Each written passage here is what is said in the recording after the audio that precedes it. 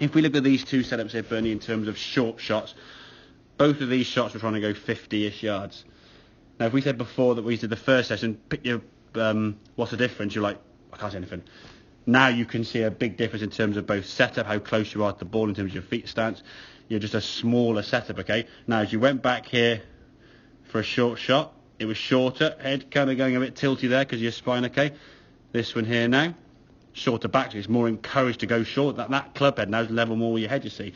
Now, as you went through for a same length shot as this one on the right-hand side, there's kind of you follow through. That again looks a full swing. So you've got a full setup, full shot setup, and a full swing follow through with a half back swing. Those aren't going to match up consistently with a sort of shot we're looking for. It's like trying to throw a ball 100 yards or 10 yards with a 100-yard back swing and slow it down. Whereas this one, halfway back, halfway through, halfway back, halfway through. Okay? So you're actually controlling the club face now to hit a half shot, and the ball comes off the club face nicely up in the air, down the range. You watch the contact of this one here now, it disappears way to the left. I think we just about to see the ball there scuttling over kind of over there somewhere. I think actually you ran after the ball to go and get your lucky head to go, oh, it's going over there somewhere. So a 50-yard shot at the corner flag kind of thing, yeah? Now, in terms of that stuff we discussed at the end, with your setup, what you tend to want to do, if you just look at your setup there, you can see there's more hip.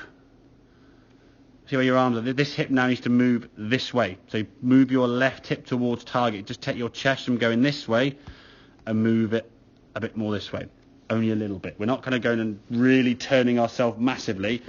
But as we did with that test on the ground then, again, you kind of admitted you felt the ground, you were sort of cheating a little bit with the sub.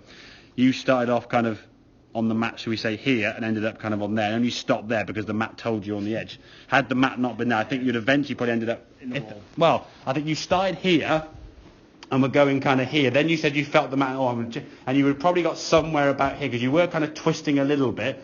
But because you knew you'd move to the left, you then kind of started twisting back the other way a little bit. So you kind of reset yourself, which it shows you can do that, but it just shows what your natural kind of forward, left and right is a bit skewed up, obviously, okay? So you've got to feel more so with these short, and with your long game, that this hip now is a bit more towards target, and your chest is a bit more kind of pointing down this way.